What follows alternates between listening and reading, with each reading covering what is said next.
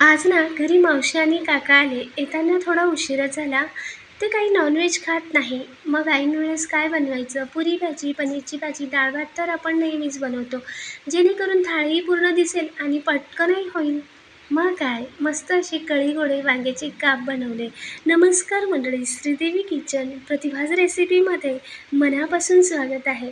चला तर मग बनवायला सुरुवात करूया. तर कढी बनवण्यासाठी इथे मी 2 वाटी गच्च भरून असे दाटसर दही घेतले आहे.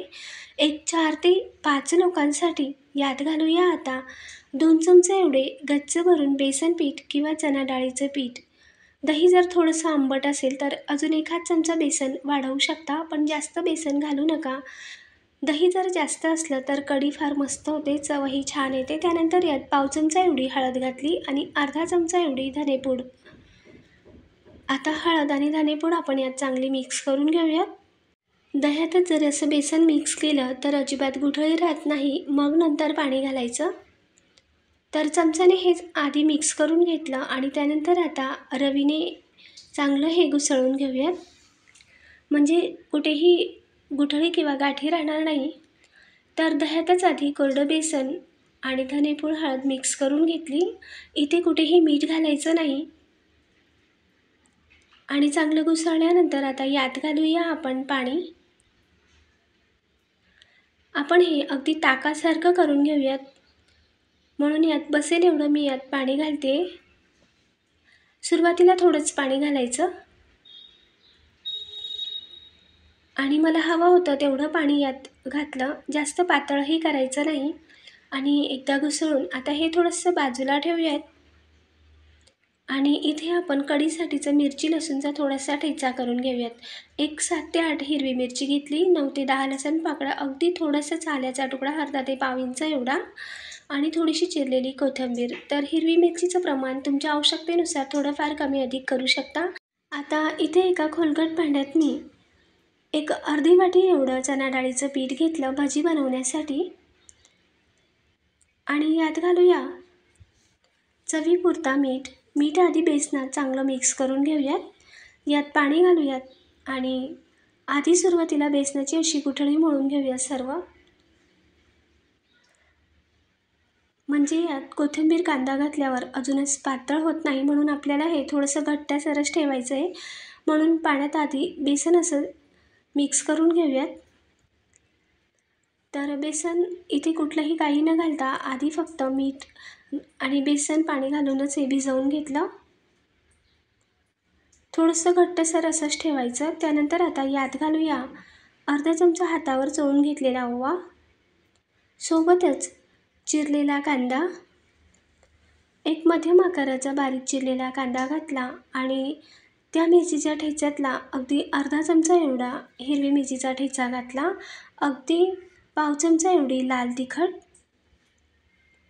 आणि कढईत मी तेल गरम करायला ठेवलं होतं, त्यातीलच अर्धा चमचा एवढे तेल घातले. मी फक्त नावापुरतीच इथे मिरची पावडर घातली आहे, अगदी थोडंसं रंग येण्यासाठी. नाही घातली तरीही चालेल. इथे आपण हिरव्या मिरचीचा ठेचाही घेतला आहे, किंवा मिरचीचा ठेचा नसेल घालत तर तुम्ही लाल तिखट थोडंफार कमी अधिक करू शकता. पण हिरवी मिरची लसूणच्या ठेच्यामुळे ही भाजी आणि कढी-गोळे खूप छान होतात. आता हे सर्व मिक्स करून घेतलं.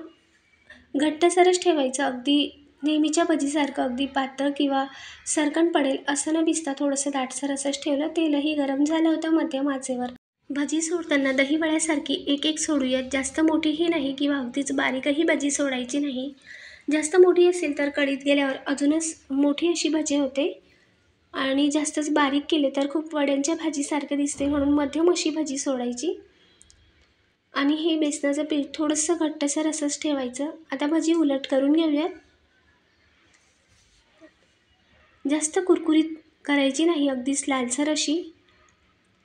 तर ह्या पद्धतीनेच भजी तळून घेतली. आता काढून घेऊयात आणि शिल्लक राहिलेली भजी अशी सोडून घेतली. आता या भजीतलंच तेल थोडंसं शिल्लक आहे, म्हणून मी काढून ठेवलं आणि गॅसवर दुसरी कढाई ठेवून त्यातच हे गरम तेल घातलं. तेल आधीच गरम आहे म्हणून यात आत्ताच मोहरी घातली. 1 चमचा एवढी मोहरी, 1 चमचा जिरे घातले. मोहरी जिरे चांगले फुटल्यावर पाव चमचा हिंग, सोबतच आपण हिरवी मिरची लसूण आल्याचा ठेचा करून घेतला होता तो घातला आणि कढीपत्त्याची पानं. आता मस्त अशी ही चरचरीत फोडणी होऊ द्यायची। फोडणी चांगली चरचरीत झाली की त्यानंतर आता यात घालूया आपण पाव चमचा एवढी हळद। अगदी थोडीशी हळद घालूयात। पुन्हा एकदा मस्त मिक्स करून घेऊयात। तर आपली फोडणी मस्त अशी चरचरीत बसली आहे। लसूण मस्त लालसर झाला की तेव्हा यात घालायचे घुसळून घेतलेले दही आणि बेसन। आता बेसनाचा गुळ घातल्यावर गॅस मंद आचेवर करून हे सर्व मिक्स करूयात।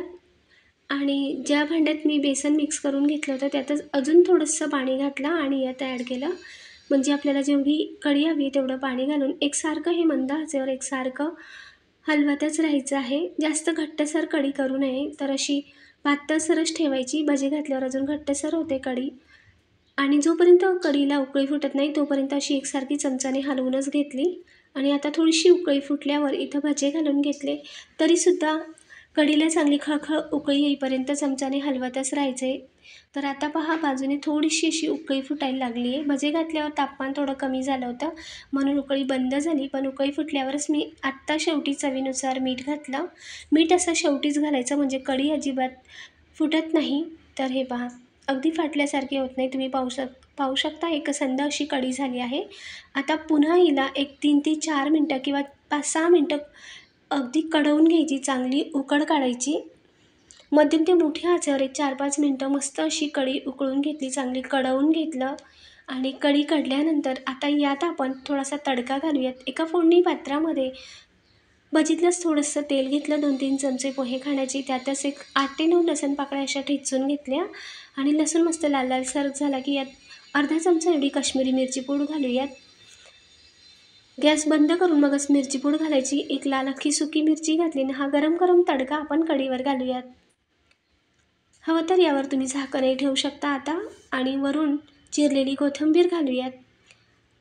तर मस्त अशी आपली कढी कढून घेतली होती तेव्हा यात तडका घातला, तर खूप छान आणि टेस्टी अशी ही कढी झालेली आहे, किंवा कढी गोळे तुम्ही पाहू शकता। खायलाही मस्त लागते, एकदा करून पहा। त्यानंतर आपली कढी ही तयार झाली। कढी मात्र तडक्याच्या आधी चांगली कढवून घ्यायचे, म्हणूनच कढी म्हणतात।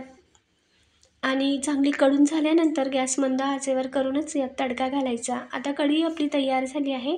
आता त्याच बर्नरवर भातही लावून घेतला आणि कढीसोबत तोंडी लावण्यासाठी इथे वांग्याचे काप करणार आहे। वांग्याचे काप असे तळून घेणार आहे, म्हणून एक मोठं लाल वांगं मी धुवून पुसून घेतलं। आणि वांगं आता 4 भागांमध्ये किंवा 4 फोडींमध्ये अशी लांबसर चिरून घेऊयात। तर इथे मी सुरुवातीला हे 2 काप तळून घेणार आहे आणि अर्धं जे हे शिल्लक राहिलेलं वांगं आहे हे मी बाजूला ठेवून घेतले। तर एका वांग्यात मी अशी 4 फोडी करून घेतल्या। तर ते वांगं काळं होऊ नये म्हणून पाण्यात ठेवलं। सुरुवातीला हे 2 वांग्याचे काप तळून घेणार आहे, म्हणून वांग्याच्या या फोडीला या कापला अशा आपण चिरा देऊन घेऊयात, म्हणजे वांगं पटकन असं फ्राय होतं। तर दोघंही कापला या पद्धतीने अशा सुरीच्या मदतीने चौकोन आकारात अशा चिरा देऊन घेतल्या। त्यानंतर आता यावर काही पावडर मसाले घालूयात। तर दोघंही काप अशा चिरा देऊन घेतल्यानंतर दोघं बाजूने या कापला मसाले लागतील एवढं हळद मीठ तिखट घालायचं। आता सुरुवातीला लाल तिखट घातलं, यावरच हळद चवीनुसार मीठ घालूयात। त्यानंतर थोडासा गरम मसाला असेल तर तुम्ही यात चाट मसालाही घालू शकता। आणि थोडीशी कस्तुरी मेथी घालूयात। आमचूर पावडरही थोडंसं यात घालू शकता।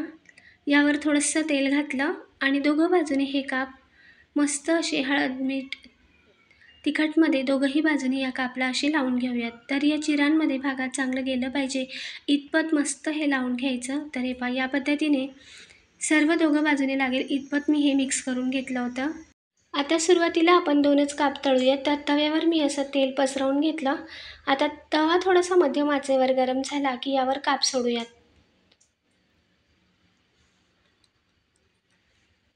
यावर तुम्ही आमचूर पावडरही वरून टाकू शकता। तळून झाल्यावर थोडीशी कोथिंबीरही घालू शकता। झाकण ठेवूयात। सुरुवातीला 2 मिनिटाची वाफ द्यायची। तर हे पहा मध्ये मी एकदा चेक करून पाहिलं होतं। एक वांगं उलट करून घेतली, एक वांग्याची काप, आणि पुन्हा आता एकदा उलट करून घेऊयात। तर 1 ते 1.5 मिनिटानंतर झाकण ठेवून 2 ते 3 वेळा वाफ द्यायची, किंवा 1 ते 2 वेळा दिली तरी काही हरकत नाही। तेव्हाच हे काप मस्त कुरकुरीत आतपर्यंत तळल्या जातात आणि शिजले जातात. तर अजून एक वेळा झाकण ठेवून घेते. आता झाकण काढून घेतलं तर हे पहा, 2 वेळा चांगलं उलटपालट करून घेतलं तर मस्त अशी ही वांग्याची काप आपली तळल्या गेलीत. यावर थोडीशी चिरलेली कोथिंबीर, चाट मसाला किंवा आमचूर पावडर घालू शकता. तर वांग्याचे कापही तळून झाले. बाजूच्या बर्नरवर मी भातही लावून घेतल्या, चपातीही बनवून घेतली आणि थोडीशी यासोबत मस्त सुकी भाजीही बनवली, म्हणजे आपली थाळी पूर्ण अशी होईल. गरमागरम थाळी सर्व्ह करूयात. तर कढी-गोळेही मस्त झाले आहेत आणि इथे मी सुकी दोडक्याची भाजी बनवली होती आणि कढीची चपाती. ऐनवेळेस पाहुणे आले तर असा मेनू बनवू शकतो. दोडक्याच्या भाजीऐवजी तुम्ही बटाटा भाजी किंवा कुठलीही भाजी बनवू शकता. मस्त अशी आपली थाळी झाली आहे. कढी-गोळे, भात आणि हे वांग्याचे कापही खायला मस्त लागतात. कढीसुद्धा आपली खूप छान झाली आहे. मस्त असं याला तडका बसला आहे. तेवढीच चविष्ट अशी ही कढी-गोळे लागतात. या कढी-गोळ्यांमध्ये तुम्ही चिरलेली मेथी किंवा पालकही घालू शकता. तर वांग्याचे कापही हे फार मस्त लागतात कढी-गोळ्यांसोबत भात, किंवा तुम्ही नुसतं फक्त भात, कढी-गोळे आणि वांग्याचे काप बनवले तरीही मस्त जेवण होतं. लाईक, शेअर, सबस्क्राईब करा. कमेंटद्वारेही सांगा. धन्यवाद.